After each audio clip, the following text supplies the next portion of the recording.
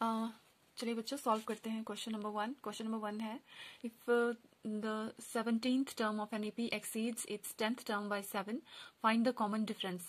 यहाँ पे बोला है कि जो एपी की 17th टर्म है वो 10th टर्म से 7 ज्यादा है, तो आपको उनके बीच का जो कॉमन डिफरेंस है वो फाइंड आउट करना है। ठीक है, तो अगर हम T17 मतलब 17th टर्म की बात करें तो उनको हम कैसे लिखेंगे, a प्लस 17 माइनस 1, क्योंकि हम जनरल फॉर्मूला क्या होता है, a plus n minus 1 into D, ये जनरल फॉर्मूला होता है।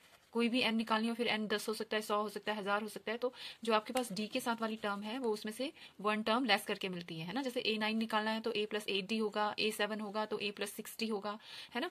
उसी तरह से T17 जो है वो किसके बराबर होगी, a प्लस 16d के। यहाँ जो d के साथ नंबर होता है वो यहाँ टर्म के नंबर से एक नंबर कम होता है। ठीक है, अब a10 होगा तो वो कितना होगा, a प्लस 9d। तो ये दो आपको क्लियर हो गए होंगे। ठीक है, अब चलते हैं अकॉर्डिंग टू क्वेश्चन। क्वेश्चन क्या बोलता है कि जो 17th टर्म है वो 10th टर्म से 7 ज्यादा है। ठीक है, कि जो 17th टर्म है वो 10th टर्म को एक्सीड कर रही है, मतलब उससे आगे है, उससे ज्यादा है। कितना ज्यादा है, 7 ज्यादा है। तो उसको हम इक्वेशन फॉर्म में कैसे लिखेंगे, ऐसे T17 minus T10 is equal to 7, है ना। टी मतलब टर्म, है ना, तो पद। ठीक है, हिंदी में इसको पद बोलेंगे। तो चलिए अब इसको सॉल्व करते हैं। अब आपको पता है कि T17 कितना है, T17 है a प्लस 16d माइनस, और T10 है a plus 9d which is equal to 7, right. आगे क्या हो जाएगा, a plus 16d minus a plus minus minus 9d is equal to 7। ठीक है, देखिए ये प्लस है ये माइनस है तो ये तो कैंसिल हो जाता है, और आपके पास रहता है 16d minus 9d which is equal to 7, और 16 माइनस 9 हो जाता है 7, तो 7d इज इक्वल टू 7 और d इज इक्वल टू 1। ठीक है, तो आप लोगों को बोला था कि कॉमन डिफरेंस निकालिए एंड कॉमन डिफरेंस। ठीक है, कॉमन डिफरेंस निकालना था आपको, तो वो हमने निकाल दिया, that is d, therefore common difference is 1। Common difference देखिए 2 मिनट का क्वेश्चन है,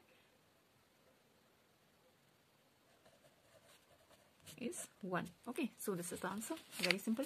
चलिए अब चलते हैं नेक्स्ट क्वेश्चन की तरफ। नेक्स्ट क्वेश्चन में क्या बोला है, which term of an AP, AP आपके पास दी हुई है 3, 8, 13 और 18, और आपको बताना है कि कौन सी टर्म है जो 78 है, क्योंकि कौन सी टर्म है तो दैट मीन्स एन पूछा हुआ है यहाँ पे कि एन क्या है ना।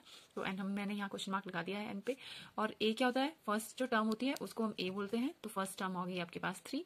डी क्या होता है, डी होता है दो टर्म्स के बीच में जो डिफरेंस होता है, एपी की 2 टर्म्स के बीच में जो डिफरेंस होता है that is D. So 13 minus 8 भी होगा 5, या फिर 8 माइनस 3 वो भी होगा 5, इसीलिए इसको कॉमन डिफरेंस बोलते हैं कि इन सब टर्म्स के बीच का जो डिफरेंस है वो कॉमन होता है, मतलब एक जैसा होता है, राइट। तो अब आपको बोला है कि कौन सी टर्म होगी जो 78 होगी, तो तो हम मान लेते हैं कि वो टर्म होगी Tn। ठीक है, क्योंकि हमें नहीं पता n क्या है तो हम मान के चलते हैं कि वो टर्म होगी Tn। अब अगर आपने Tn लिखना हो तो हमें कोई भी टर्म लिखनी हो तो क्या होता है, general formula a plus n minus 1 into D. जैसे हमने यहाँ पे किया था ना, 17 टर्म निकालनी थी तो a प्लस 16d किया था, एक टर्म कम लिखते हैं, है ना। तो यहाँ पे तो अगर n टर्म है तो उससे एक कम कितनी होगी, n माइनस 1 होगी। ठीक है, b फिर वैसे ही, और ये हो गया 78, राइट। अब a आपको पता है, a आपको दिया हुआ है कितना है, 3 है, तो लिख दीजिए 3 प्लस ये हमें नहीं पता तो हमने वैसे ही लिख दिया, और d भी हमें पता लग गया कि ये 5 है। ठीक है, और ये लिख दिया 78। ठीक है, फिर आगे फिर वैसे सॉल्व करना है, n minus 1 into 5 is equal to 78। यहाँ प्लस कर रहा था, उधर जाके माइनस करेगा तो 3 हो गया। फिर n माइनस 1 कितना हो गया, 78 में से 3 लेस करेंगे तो हो गया 75, और n कितना हो गया फिर 70। ठीक है, n माइनस 1 कितना हो गया फिर, यहाँ पे देखिए ये 5 यहाँ पे मल्टीप्लाई कर रहा था, है ना।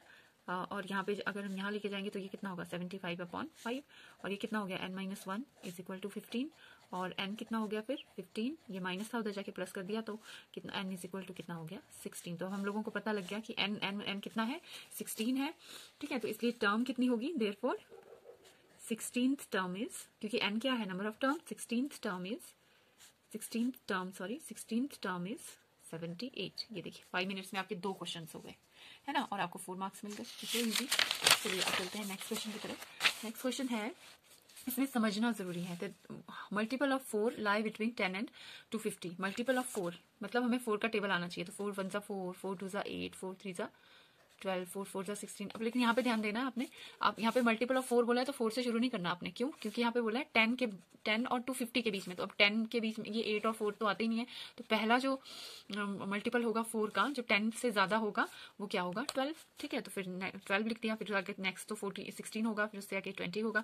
अब यहाँ पे बच्चे बहुत कंफ्यूज हो जाते हैं कि यहाँ पे 250 लिख लेते हैं, है ना, लेकिन आपको बोला है मल्टीपल ऑफ 4, तो दैट मीन्स कि ऐसा नंबर चाहिए 250 से लेस देन 250 जो कि 4 से पूरी तरह से डिवाइड हो जाए।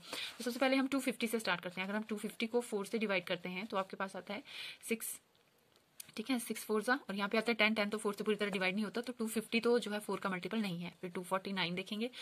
ये मैं क्यों सिखा रही हूँ, ऐसे तो आप चलो याद रख लो कि भाई 250 से कम बोला है, अगर मान लो यहाँ पे 260 बोला फिर कैसे करोगे, तो वो मैं बता रही हूँ कि जो नंबर लिखा है ना हाईएस्ट, उससे पीछे को जाते जाना है, ठीक है। फिर आप 249 को देखोगे तो ये भी 4 से डिवाइड नहीं होता, फिर 49 से पहले तो 248 आएगा, तो ये देखिए 6 सा और 2 सा, ठीक है। तो दैट मीन्स कि ये 4 का मल्टीपल 240, मतलब 250 4 का मल्टीपल नहीं है, 249 भी नहीं है, तो उससे छोटा जो है 240 है, 8 है। तो सबसे समझने की बात यह है एपी बनाना कि कैसे हमने बनानी है, ठीक है। तो हमने 10 और 250 के बीच के मार्क्स जो नंबर है 4 के जो मल्टीपल्स हैं वो लिख लेने हैं, तो वो हमने लिख लिए, ठीक है। अब तो बस, अब तो कुछ भी नहीं बच गया। अब ए आपके पास क्या होता है, जो फर्स्ट टर्म होती है एपी की वो ए होता है, तो वो हमने लिख लिया a is equal to 12, right. और डिफरेंस क्या होता है, जो कोई भी दो टर्म्स ले लो, अगर एपी बोला है तो कोई भी दो टर्म्स ले लो, डिफरेंस सेम आएगा। तो 20 माइनस 16 करोगे फिर भी 4 आएगा, और 16 माइनस 12 करोगे तो भी 4 ही आएगा। ये डी आ गया। ए एन, ये क्या है, ये ए एन है, जो लास्ट टर्म होती है वो होती है ए एन। बहुत सारे बच्चे पता क्या गड़बड़ करते हैं, सारी गड़बड़ यहाँ करते हैं, सारे के सारे 250 लिख देते हैं, लास्ट टर्म में लिख देते हैं 250, यहाँ तो समझ जाते हैं लिख देते हैं 12, लेकिन यहाँ 250 लिख लेते हैं। ये गलत है, क्यों, क्योंकि 254 का मल्टीपल नहीं है। आपने वही नंबर लेने हैं जो 250 से लेस हो और 4 का मल्टीपल हो। तो 250 भी नहीं है, 249 भी नहीं है, तो 248 ही 4 का मल्टीपल है, इसलिए हमने लास्ट टर्म 248 ही लेनी है। इस चीज का ध्यान रखेंगे सभी, ठीक है। आगे तो फिर पता ही है, अकॉर्डिंग टू क्वेश्चन। अब लास्ट टर्म हमें लग गया पता कितनी है, ए एन, या मैं टी एन भी लिखते हैं बहुत सारे लोग, तो आपकी मर्जी, आप ए एन लिखना चाहो, ठीक है। तो ये तो आपके पास 248 है। अब ए एन का जनरल फॉर्मूला क्या होता है, a plus n minus 1 into d 248, right. अब हम लोगों को वैल्यू सारी पता है, a is equal to 12 plus, अब आपको यही बोला है मल्टीपल्स ऑफ 4 लाइक, मतलब कितने मल्टीपल्स हैं, तो मतलब एन हम लोगों को नहीं पता, एन हम लोगों को नहीं पता, तो हम ऐसे लिख लेंगे एन माइनस 1 इंटू, अब डिफरेंस कितना आएगा, डिफरेंस अब तो 4 ही आएगा, ठीक है। ये आ गया 248। अब यहाँ पे हो गया n minus 1 into 4 is equal to 248, ये प्लस था तो यहाँ नेगेटिव हो गया, 12 कर दिया नेगेटिव, तो यहाँ पे कितना हो गया, n minus 1 into 4 is equal to 8 minus 2 6, 4 minus 1 3 और 236, ठीक है। तो n माइनस 1 कितना हो गया फिर 236 अपॉन 4, राइट। और n minus 1 is equal to 4 5 सा 20 और ये 36 हो गया तो 9 सा, okay. And n is equal to 59, ये माइनस था तो प्लस हो गया, so n is equal to 60, right. तो ये आ गया हमारे पास क्या, एन आ गया 60। दैट मीन्स कि कितने मल्टीपल्स ऑफ 4 लाइज बिटवीन, अब हमें पता लग गया कि 12 16 मतलब इनके बीच में कितने मल्टीपल्स हैं 4 के जो लाई कर रहे हैं, तो वो कितने हैं 60 है। तो आप क्या लिख लोगे, therefore 60 multiples of 4 lies between what 10 and 250। समझने की बात यह है कि आपने यहाँ पे 10 से नहीं शुरू कर देना कि 10 और 250 बोला तो 10 से, क्योंकि 10 4 का मल्टीपल नहीं है, ना ही 11 4 का मल्टीपल है, 12 है, तो हम 12 से ही शुरू करेंगे, क्योंकि 12 ही है जो 10 और 250 के बीच में आता है, 248 ही है जो 250 और 10 के बीच में आता है, और 4 का मल्टीपल है, करेक्ट। तो मुझे लगता है यहाँ तक समझ आ गया होगा। ये तो फिर जनरल कैलकुलेशन ही है, समझने की सारी बात यहीं पे है, फर्स्ट लाइन पे, राइट। तो ये 3 क्वेश्चन थे आज के लिए। तो देखती हूँ नेक्स्ट क्वेश्चंस, इसमें मैं इंपॉर्टेंट क्वेश्चंस करा रही हूँ जो एग्जामिनेशन पॉइंट ऑफ व्यू से जरूरी है और इजी भी है, ठीक है।